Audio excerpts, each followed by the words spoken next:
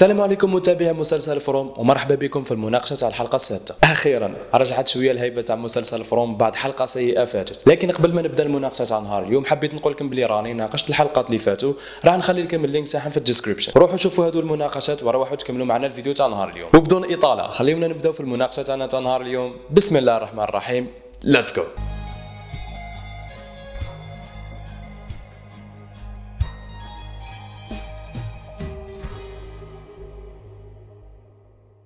بداية الحلقة نشوفوا انه ضابطة في الغرفة تاعها، وفجأة يفطن الزوج تاعها جيم ويقول لها واش بيك ما راكيش ناعسة، ولتم ضابطة تقول له بلي شفت كابوس. وبعدها نشوفوا انه يدور بيناتهم حوار حتى توصل درجة التوتر انها تتصاعد ويتحول هذاك الحوار الى محادثة تاع مشاكل. فنشوفوا ضابطة تلقي اللوم على جيم، وجيم يلقي اللوم عليها ويقول لها انت ديما تتهرب من المسؤولية تاع العائلة، وهي نفس الشيء تقول له انت اللي ديما تتهرب من المسؤولية تاع العائلة. لكن للأمانة يا جماعة الحاجة اللي لفتت انتباهي شخصية جيم قداش شخصية ضعيفة في المسلسل، وهذا الشيء توضح من خلال الحوار تاعو مع الزوجه تاعو.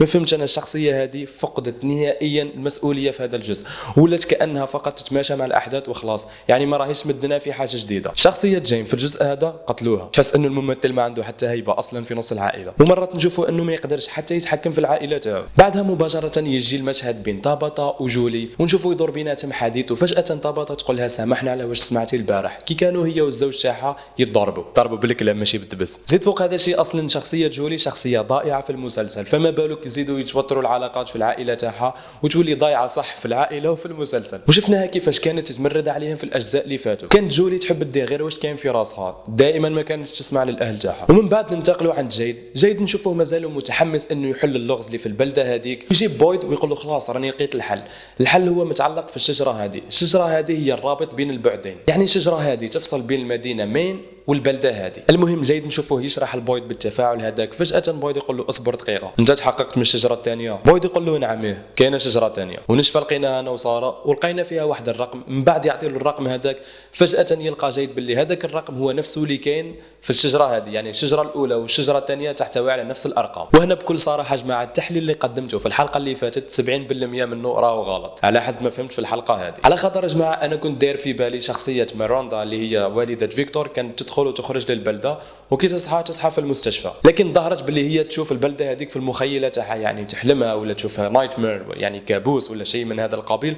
بصح ما كنتش متاكد يعني 100% باللي كانت تدخل للبلده وتعاود تخرج. وعلى هذا الشيء قدمت لك تحليل، ما راحش نقول لك راهو منطقي 100%، مع الاقل مديت وجهه النظر تاعي. وبعدها نشوفوا فيكتور مع الوالد تاعو، وشفنا واحد التلميح لواحد القصه تاع طفل صغير اللي كانت الوالده تاعو حايبه تشري له سياره باه تشوفه يبتسم، لكن تشفاو عليه الوحش هذاك اللي كان يضحك بزاف في الاجزاء اللي فاتوا. لكن انا نستبعد هذا الشيء، ما نظنش باللي الطفل هذاك الصغير هو سمايلي فيس، لانه فيكتور قال للوالد تاعو باللي هذاك الطفل مات، وعلى الارجح مو ثاني ماتت. بعدها فيكتور يقول للوالد تاعو باللي راح يحوس على جاسبر في التانلز هذوك.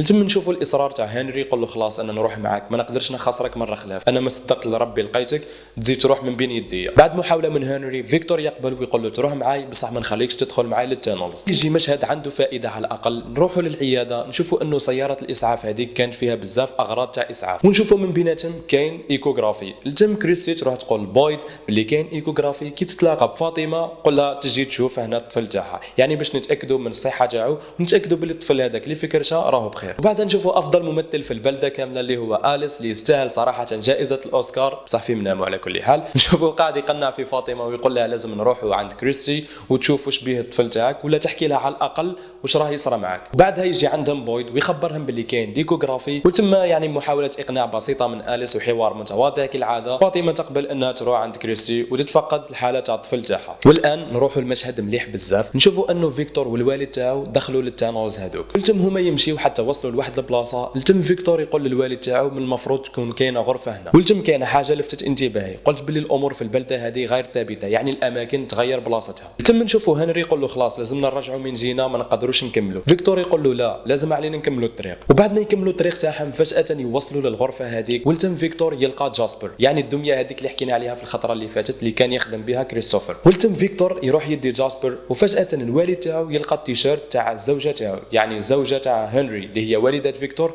يلقى التيشيرت تاعها ويقول له هذا ماشي التيشيرت تاع الوالده تاعك. وفجاه تظهر امراه من الوحوش هذوك وتهضر مع فيكتور وتقول له فيكتور اذا بقيت ترجع للمكان هذا في يوم من الايام راح نحتفظوا بك. وانا للامانه ما فهمتش واش معناه يحتفظوا به، هل راح يقتلوه ولا تصرالو كيما الراجل هذاك اللي تلاقى به بويد في الاجزاء اللي فاتوا، ولقى في واحد الحالة يرثى لها. أيضا تم استنتجت حاجة، قلت ممكن جدا إذا كانوا يحتفظوا بالأشياء تاع أهل البلدة، اللبسة هذيك اللي راهم لابسينها هي لبسة تاع سكان دخلوا للبلدة هذيك وماتوا. المهم الآن ننتقلوا للجيد ونشوفوا أنه وصل للشجرة الثانية اللي فيها القرع هذوك، ولتم يظهر له توم. الشخصية هذه اللي كانت تشفاو عليها، المهم هي ماتت في الأجزاء اللي فاتوا. شفنا تلميح مليح من توم، كان يحكي مع جيد وقال له باللي الشيء اللي راك تشوف فيه وانك تعتقد باللي هذا الشيء حل، ممكن الشيء هذا داروا شخص اخر وكان يعتقد انه حل. يعني زاد دخلنا في واحد الفلسفه واعره بزاف، على خاطر هذا الشيء ماهوش ديزاين تاع الطبيعه، الشيء هذا خدمه انسان كيفك كيفه وحاول انه يلقى حل، يعني يلقى حل للبلده هذه ويفتح اللغز،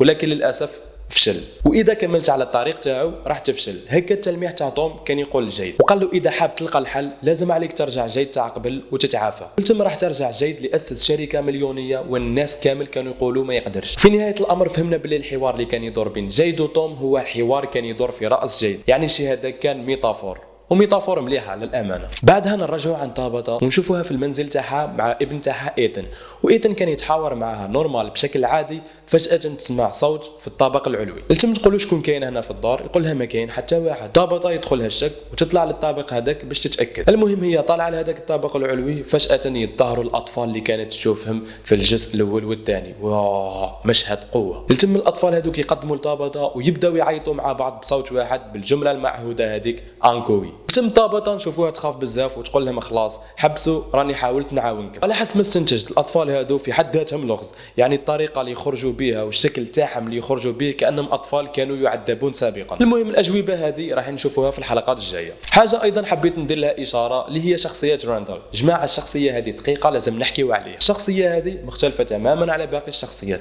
تحسوا ما عندوش تواصل مع العالم الخارجي، انطوائي جابد روحه بزاف، عنده ثقه كبيره في روحه، وايضا كيحب يدير حاجه يديرها مباشره، وايضا عنده شحنه تاع الاندفاع وما يخافش. وهذا الشيء ايضا شفناه كي كان يوقف في وجه المخلوقات ويقول لهم ما رانيش خايف منكم. زيد على هذا الاصابه اللي جاته مؤخرا والطريقه اللي كان يحكي بها مع ماريال كي قال لها اعطيني المرايه باش نشوف روحي. وفي اللحظه هذيك راندول كي شاف روحه شفناه يحمل شحنه تاع غضب. في الحلقات الجايين راح يكون عنده اثر كبير في البلده هذيك وراح يغير بزاف احداث، متاكد من هذا الشيء. عندي اشاره ثانيه لشخصيه الجين كي كان يصور في سكان البلده في الكولوني هاوس، كي صور فاطمه شاف في الصوره تاعها الشبح هذاك اللي كان يخرج له وقال له ساعدني هكا باش نقدر نساعدكم. لكن الشيء اللي اثار انتباهي علاش خرج في الصوره تاع فاطمه من باقي الصور تاع سكان البلده، خرج غير عند فاطمه، علاش يعني هي بالضبط؟ وزيد فوق هذا الشيء حادثه صارت في البلده نشوفوا انه فاطمه ظهرت ماهيش حامل، يعني الامور هذيك اللي كانت كامل ديرها ماهيش متعلقه بالحمل، والشيء هذا بالدليل يعني بالايكوغرافي ظهرت ما عندها حتى طفل. يتسمى تيلي كانت تخرط عليها، تيلي هذه بديت نتوسوس لها. ونروحوا عند اخر مشهد بين طابطه وجيد.